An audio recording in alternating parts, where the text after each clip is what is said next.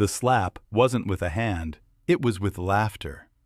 It cracked across the marble foyer the moment Maya stepped through the service door in her black waitress uniform. Cheap polyester, shoes already tired, hair pinned so tight it pulled at her scalp. She hadn't even reached the coat rack before a woman in a white gown glanced at her and said, loud enough for the room to enjoy it, "They let anyone in here now?"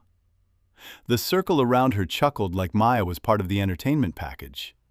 Maya kept walking. She didn't flinch. She didn't look down. She'd learned a long time ago that rich people loved two things: being watched and watching someone else shrink. If you've ever been humiliated for your job, your clothes, or your place in life, don't scroll.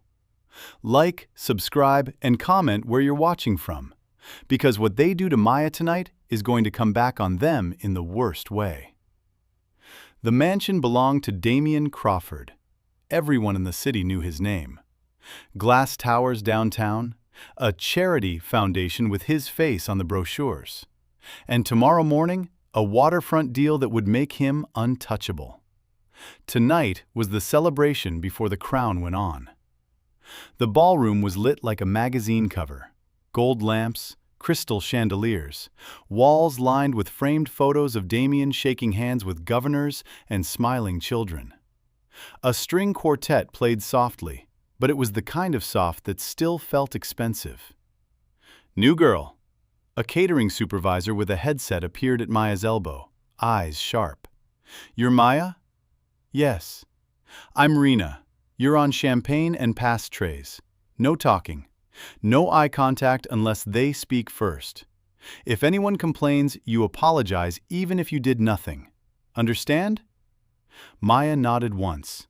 Understood. Rena's gaze flicked to Maya's hands. "Keep them steady. These people film everything. And if something goes wrong..." She didn't finish. She didn't have to.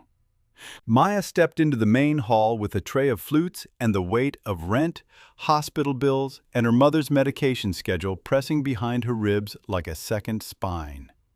She moved smoothly between silk dresses and tuxedo sleeves, listening without looking like she listened. "Damien's signing is done," a man murmured near the bar. "Permits were expedited." Another replied, laughing quietly, "That's what money is for." Maya placed a flute in front of a woman wearing emerald earrings the size of her thumbnail. The woman didn't say thank you. She didn't even look at Maya's face. "Is this real champagne?" the woman asked her friend, as if Maya was furniture. Her friend sipped and smirked. "If it's not, the staff will get blamed. They always do." Maya's jaw tightened. She smiled anyway, small, professional, empty, and kept moving.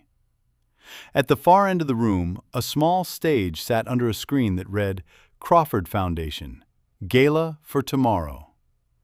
Cameras were positioned like hunting blinds. A few reporters hovered, waiting for the big announcement they'd been promised. And then the room shifted, not with music, with attention. Damien Crawford entered through the center archway as if the building itself opened for him. Mid-30s, calm, expensive suit, hair perfect without looking like he tried. The kind of man who could smile while he destroyed someone's life and still sleep at night. Beside him walked Celine Hart, his fiancée and the face of his foundation. She wore silver satin and diamonds like weapons. Her eyes traveled across the room, collecting PowerPoints, spotting weaknesses. Maya's tray felt suddenly heavier, like the air had thickened. Celine's gaze snapped to her. It wasn't curiosity, it was inspection.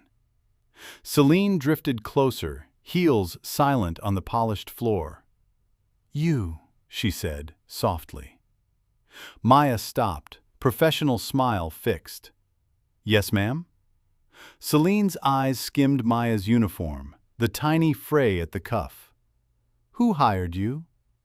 "Catering," Maya answered. Celine tilted her head. "You look temporary." "I'm covering a shift." Celine's smile sharpened, pleased by the word. Good. Then you won't mind being flexible. Maya kept her face calm. How can I help? Celine leaned in as if sharing a secret, but her voice carried just enough for nearby guests to hear. This house is being watched tonight. We have investors, media, people who matter. Her eyes pinned Maya. If anything goes missing, if anything breaks, if anyone feels uncomfortable, staff will be the first place we look. A man nearby chuckled into his drink. Maya held Celine's gaze. I'm here to work. Celine's smile didn't reach her eyes. Perfect. Then work quietly.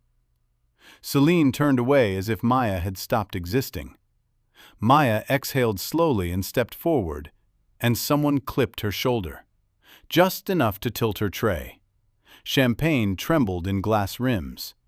Maya corrected it in a heartbeat, steadying every flute before a single drop could fall. She looked up and saw the woman who'd bumped her, a guest in white, lips curved like she'd done it on purpose. Oops, the woman said, not sorry at all. Maya didn't respond. She didn't give them the satisfaction. Across the room, Damien glanced over. His eyes met Maya's for half a second, longer than they should have, and something moved in his expression. Not kindness, not guilt, recognition. Then it vanished behind his polished smile as he turned back to the cameras. Rena appeared again, whispering fiercely, Maya, fireplace salon, now. They want reserve champagne. And whatever happens in there, keep your mouth shut.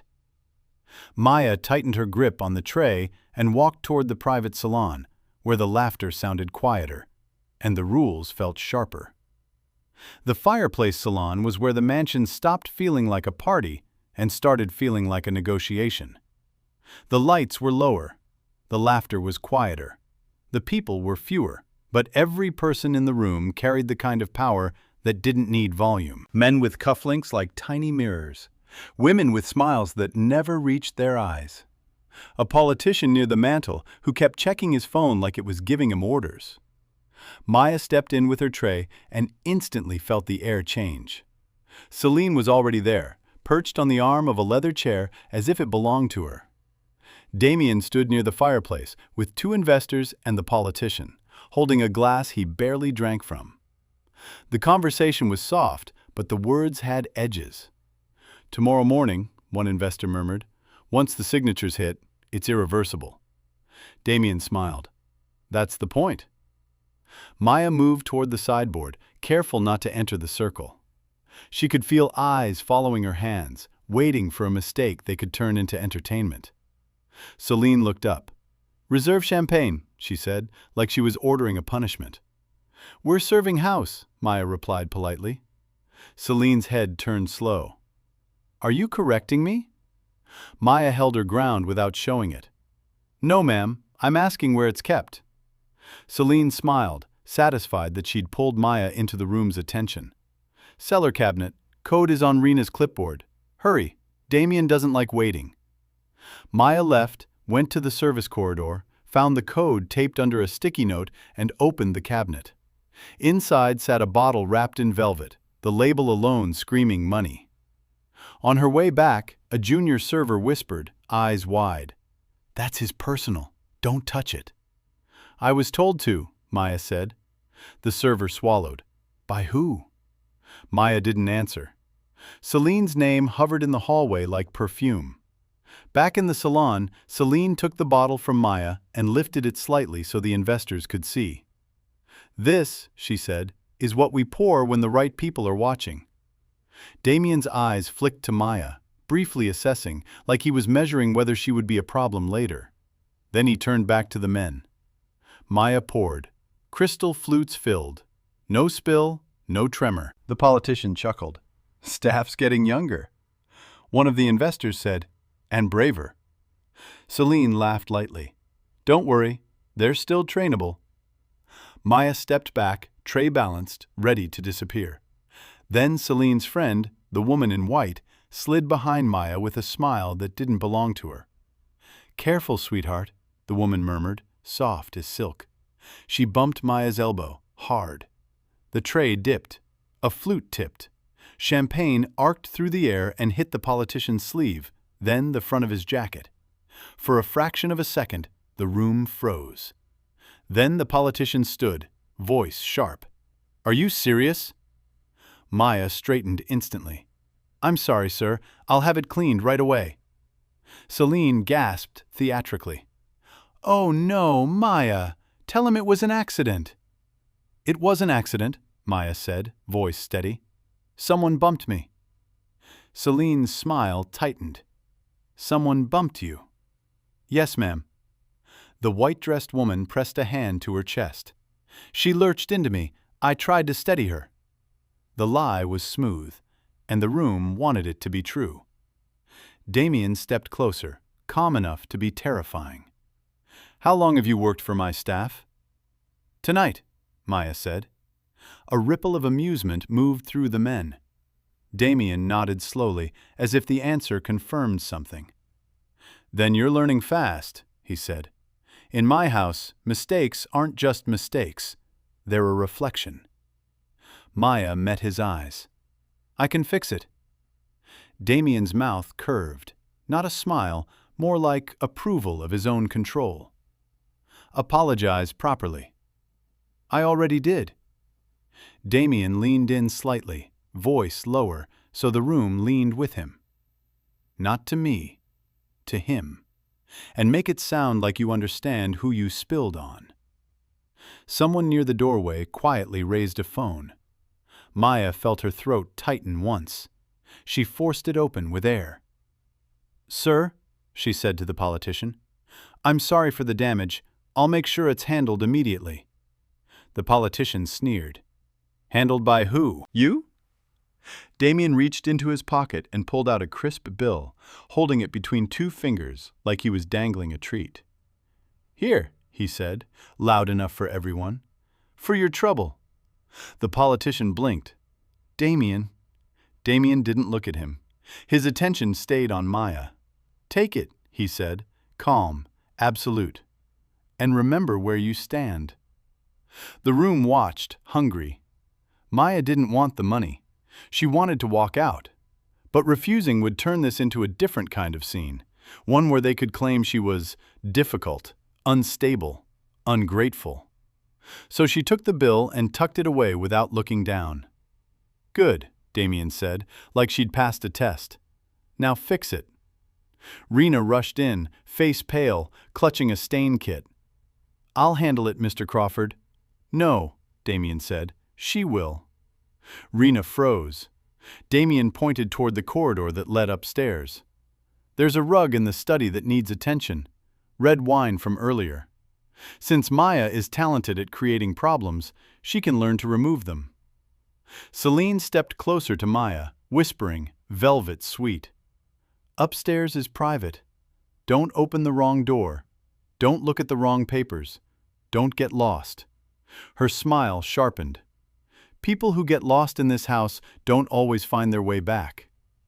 Maya took the stain kit from Rena's shaking hands and walked out of the fireplace salon with every rich eye following her, because they'd gotten what they came for: humiliation. And now they wanted the next course. Upstairs felt like a different property. Downstairs was chandeliers and laughter, performance. Up here the air was cooler, quieter, and watched. The hallway carpet swallowed Maya's footsteps. The walls were lined with framed photos of Damien Crawford smiling beside men who ran the city without ever being elected. Halfway down the corridor, two private security guards stood outside a pair of double doors. Not hotel security. Not event staff. Real professionals, hands relaxed, eyes awake. One of them glanced at Maya's stain kit. "Study's through there," he said, nodding toward the doors. 5 minutes, then you're back downstairs." Maya didn't ask why he sounded like he was warning her. She pushed the doors open and stepped into Damien's study. Leather, cedar, old paper. A wall of books that looked purchased, not read. A massive desk facing floor-to-ceiling windows that stared down at the city like it was owned. And on the rug, deep red and gold, was the wine spill. Except it didn't look like wine. Wine spread thin. This stain was thick at the center, sticky, like syrup poured on purpose. Maya knelt and dabbed carefully, keeping her expression empty. The fastest way to survive in a place like this was to act like you belonged to the floor. Behind her, through a half-open side door, voices murmured, low enough to hide from the party, clear enough to betray. "Tomorrow at 9, a man said. "Once those permits go through, no one can reverse it." Damien's voice answered, calm, amused. "Permits don't go through. People push them." Another voice, older, efficient, said, "Funds are staged. Donations come in clean through the foundation. They go out as community development. Everyone wins." A chair scraped. "And the optics?" someone asked. "Press is already sniffing around. Any surprises?" Celine's voice floated in like silk. "No surprises. I handled the staff situation." Damien exhaled, irritated. "It didn't need to be a scene." "It needed to be a lesson," Celine replied. "If you let them think they can stand tall in your house, they start believing they're people." Maya's jaw tightened once, then smoothed. Her hands kept moving in slow circles over the stain. The side door opened wider. Damien entered the study with Celine and two men, the politician from the fireplace salon, and a thin, silver-haired man holding a tablet like it was a weapon. Damien's gaze dropped to Maya on the rug. A faint smirk tugged at his mouth. "Still cleaning?" he asked, as if she'd been put on display. "Yes, sir," Maya said. "Good," Damien said. "I respect people who fix what they break." Celine's eyes skimmed Maya's hands, then flicked to the doorway behind her, making sure the guards were still there. "Make sure you lift the rug," she said. "Red goes deep." Maya nodded and carefully lifted one corner to blot underneath, buying time, buying calm, buying silence. The silver-haired man tapped his tablet. "If Harbor Line is questioned, we point to the Foundation's community grants." The politician chuckled. "I love charity. It's basically money with a smile." Damien's voice stayed relaxed. "Nobody questions a smile."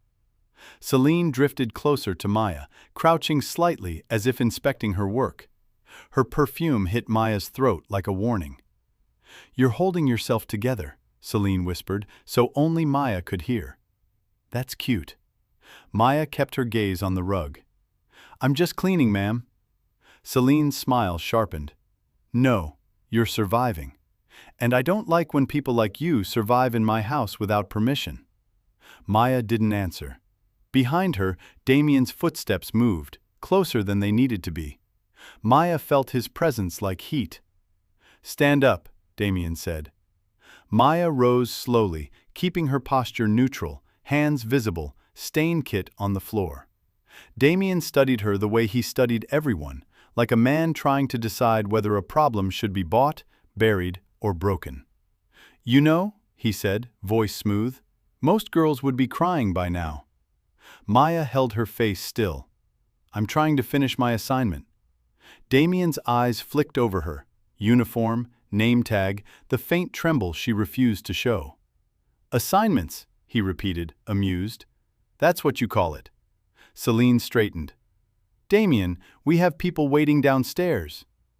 "I'll be 2 minutes," he said without looking at her. Celine hesitated, just a fraction, then smiled as if it didn't bother her. "Fine, 2 minutes." She turned to the men. "Let's give him space." The men drifted toward the side door with Celine, conversation resuming in low, casual tones. Maya's pulse ticked up. She glanced toward the doorway and realized one of the guards had shifted. The door was no longer fully open, just enough. Not locked, but positioned. Damien stepped closer. "Relax," he said, almost friendly. "You're safe if you're smart." Maya's spine tightened. "I'd like to go back downstairs." Damien's smile thinned. "You'll go when I'm done talking." Maya didn't move, but her mind did. Exit behind Damien. Door to the hall partially blocked. phone downstairs in her bag. Cameras? This room felt like it had eyes, but wealthy rooms often hid their eyes. Damien's voice dropped, softer and sharper at once.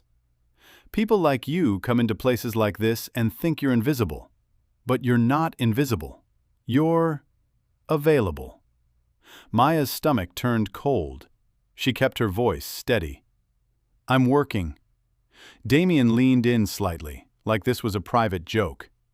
You're working for tips, for rent, for medicine.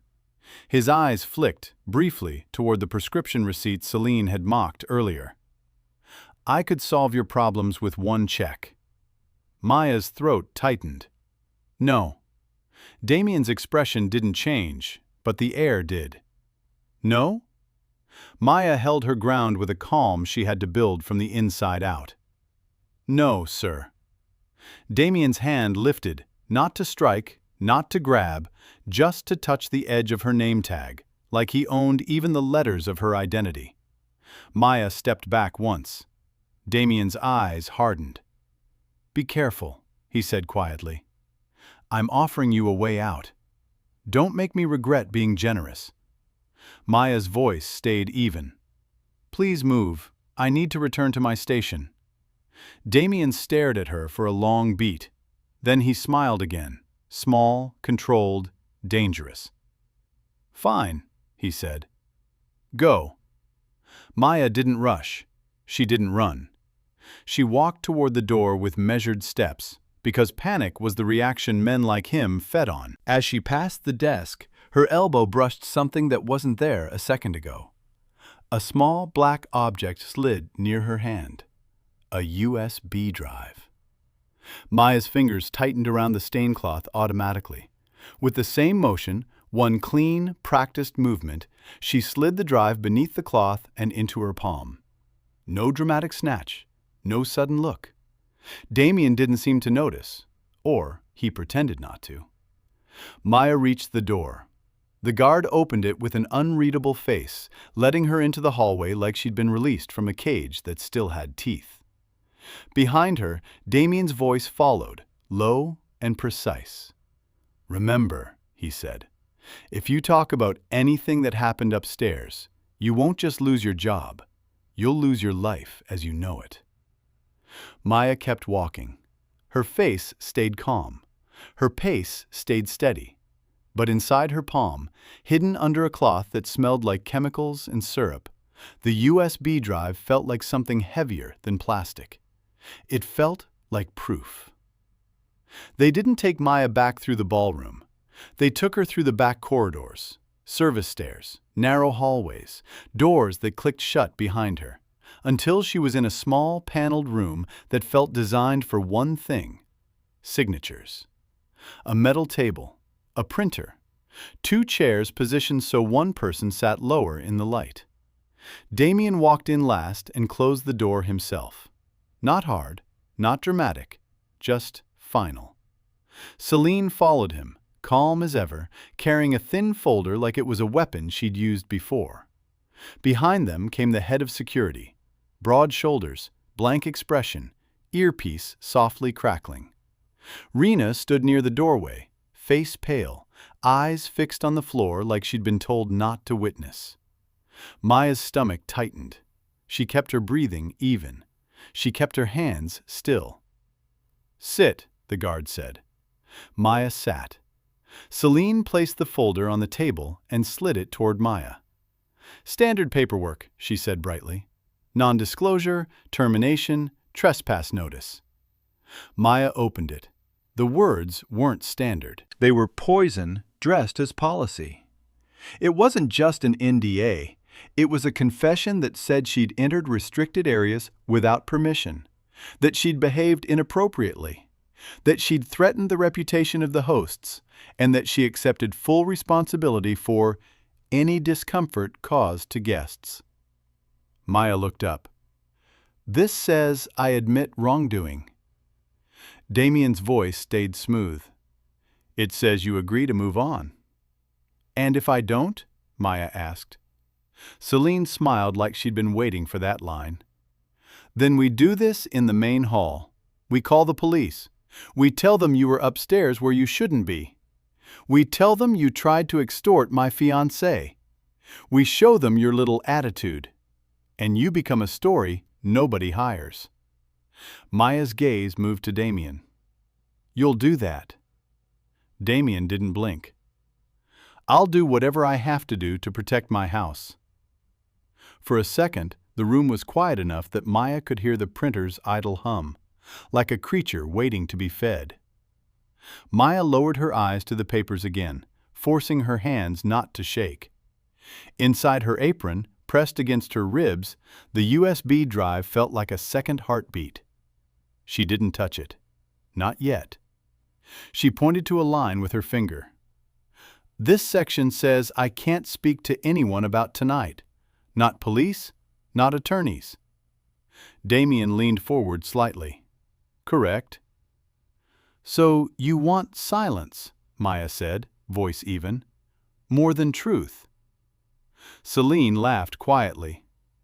Truth is whatever people believe. Maya's mouth went dry. She glanced at the corner of the room and saw a small black lens in the ceiling molding, one of those security cameras that could either be real or decorative. If it was real, it belonged to Damien. If it was decorative, it was still doing its job. Maya looked back down at the forms and made herself sound small, harmless. I need my phone to call my ride, she said. The guard scoffed. You're not calling anyone. Damien's eyes flicked to him. Let her, he said, as if granting mercy. We're not kidnapping her. Celine's jaw tightened for half a second. Damien, I said let her, Damien repeated, still calm. The guard retrieved Maya's phone from her bag and placed it on the table. Maya picked it up, thumb hovering. She didn't dial. She tapped one button twice, the way she used to when she recorded her mother's doctor instructions so she wouldn't forget. Record. She set the phone down face up, screen dim, as if she'd simply unlocked it and forgotten about it. Then she looked at Damien. Say it again, she said softly. Damien's brow creased. Say what? What happens if I don't sign? Maya said. I want to understand. Celine rolled her eyes. Oh my God. Damien's gaze held Maya's, and something cold settled behind it, an irritation that didn't need rage to be dangerous. You lose your job, he said. You lose references. You lose the ability to walk into any decent place in this city without someone calling security. His eyes flicked toward the folder, then back to her. And if you try to turn this into a problem for me, he leaned in, voice low enough to feel like a hand on the throat without ever touching. I will bury you. Maya felt her pulse kick once. She didn't react. She picked up the pen. Celine's smile returned, satisfied. Good. Maya signed. Not because she believed it bound her, because refusing would keep her trapped in that room longer, under their control, without her phone, without witnesses, without air. She slid the folder back. I want a copy. No, Celine snapped instantly. Damien paused, calculating. Refusing a copy made them look guilty. Printing it risked them being documented. He nodded once. Print her a copy. Celine stared at him, stunned. Damien? Now, he said. The printer whirred. Paper slid out. The guard stapled it and shoved it toward Maya. Maya tucked the copy into her bag beside the folded photo of her mother. Then she stood. Damien stepped close, blocking the door without touching her. You walk out, he said quietly, and you forget tonight. Maya met his eyes. I don't forget threats. Celine's voice cut in, sharp with contempt. You're nobody. Maya's tone stayed level. That's what you need me to be. The guard opened the door. Maya walked down the service hallway past Rena, who finally lifted her eyes, full of fear, apology, and the truth she was too scared to speak. Maya didn't stop. If she stopped, she'd break. Outside, the night air hit her like clean water. She walked fast but not frantic, putting distance between herself and the mansion gates, between herself and the people who believed doors only opened one way. 2 blocks down, under a streetlight that flickered like it couldn't decide whether to witness, Maya finally slid her hand into the inner pocket of her apron. Her fingers closed around the USB drive. Small, silent, heavy enough to change everything. Maya didn't go home. Not because she wanted revenge, because going home was exactly what men like Damien counted on. A small apartment, a tired mother, a life full of reasons to stay quiet. And Maya had just learned something important. Silence wasn't a lack of sound. It was something people forced on you. She walked until the mansion lights were behind hedges and gates, until her breathing stopped tasting like cedar and cologne. A block away, she ducked into a 24-hour diner off the main road. Bright fluorescent lights, bored staff, security cameras that weren't decorative. She ordered coffee she didn't want and sat in a booth facing the window. Only then did she pull her phone out. The recording was there. Damien's voice, calm, confident, saying he would bury her. Maya's hands didn't shake this time. Not because she was fearless, because fear had finally turned into something clearer. A decision. She didn't call a friend. Friends meant sympathy, and sympathy meant questions, and questions meant mistakes. Instead, she opened the number Rena had once told a server to never dial unless the building was on fire. The private security company that staffed the Crawfords' events. If they were serious professionals, there would be a compliance line. If they weren't, there would be a cover-up. Either way, she'd learn fast. A man answered on the second ring. "Northgate Security." "My name is Maya," she said. "I worked the Crawford gala tonight. I need to report a serious incident that happened upstairs, and I have evidence." Silence. Then, "Where are you right now?" "In public," Maya said, "with cameras." Another pause, shorter. "Don't say more on the phone. Stay where you are. Someone will come speak with you." "Who?" Maya asked. The man exhaled once. "Someone you can hand it to without it disappearing." Maya didn't like that he didn't name anyone, but she liked that he didn't argue. She liked that he didn't ask what she'd done to cause it. 20 minutes later, a black sedan with tinted windows rolled into the diner parking lot and stopped like it belonged there. Not flashy, not loud, certain. 2 men stepped out, one in a plain jacket, one in a suit. They didn't scan the room like tourists. They walked straight in like they'd done this 100 times. The man in the suit slid into the booth across from Maya. Mid-40s, calm eyes, no smile. "Maya?" "Yes." "I'm David Klein," he said, and slid a card across the table. It wasn't Northgate. It was a law firm, one of the big ones. The kind that represented boards, not people. "I represent the Crawford Foundation's independent trustees." Maya stared at him. "Independent?" Klein's voice stayed level.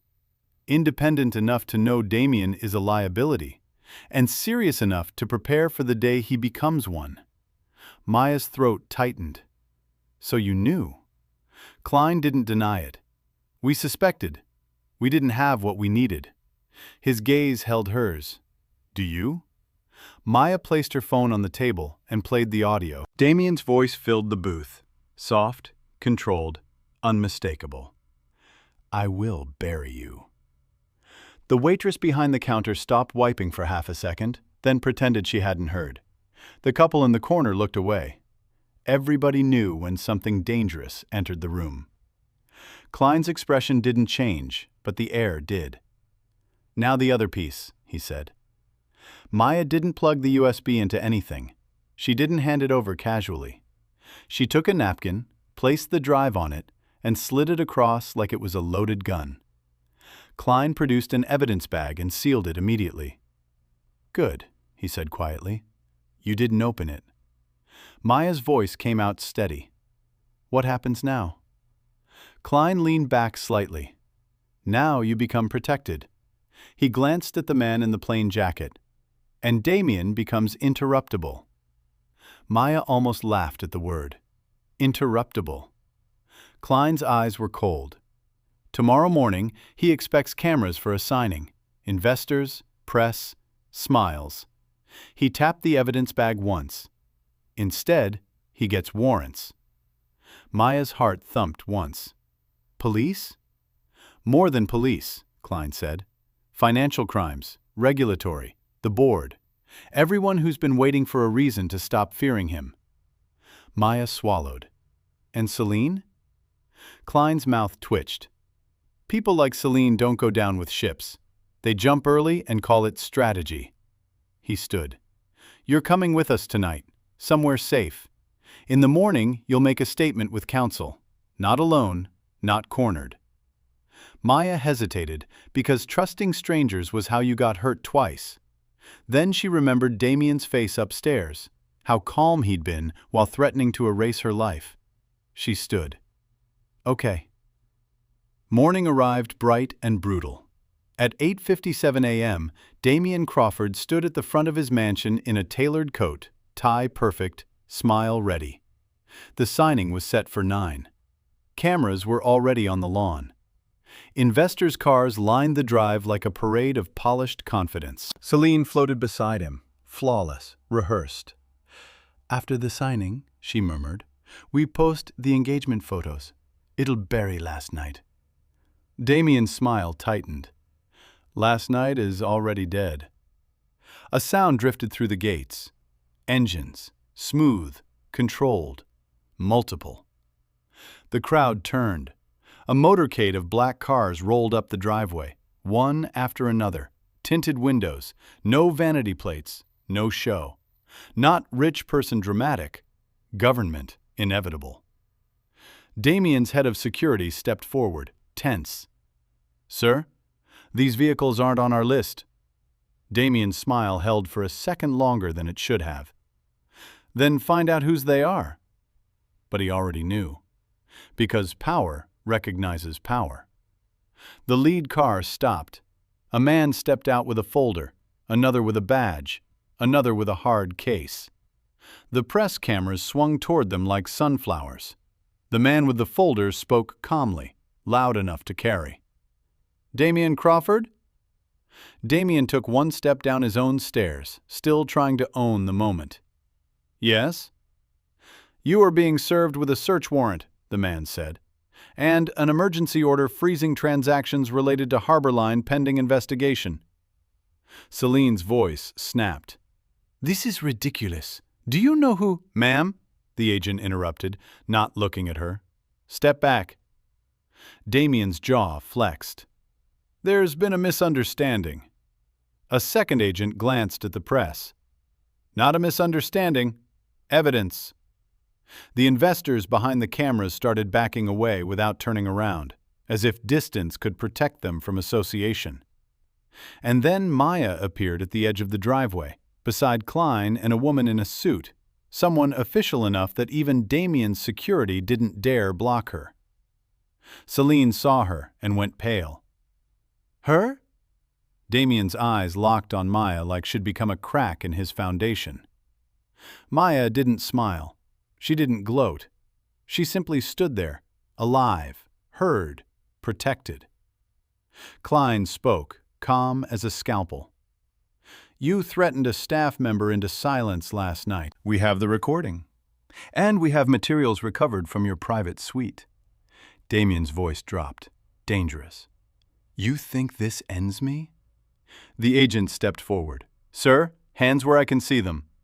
For the first time, Damien didn't have the room, because the room had moved outside, in front of cameras, in front of investors, in front of the mansion he'd used as a stage to humiliate people he thought couldn't answer back. Celine started speaking fast, excuses, distance, blame, already trying to survive. Damien didn't look at her. He couldn't. All he could see was Maya, the woman he'd tried to crush, standing upright while the motorcade swallowed his driveway. Maya met his gaze once and said quietly, so only he would feel it. "You told me to forget." Then she turned away as the agents walked up his steps, and the black cars waited, doors open, ready to take him somewhere money couldn't negotiate. The motorcade had arrived, and for the first time in his life, Damien Crawford was the one being escorted.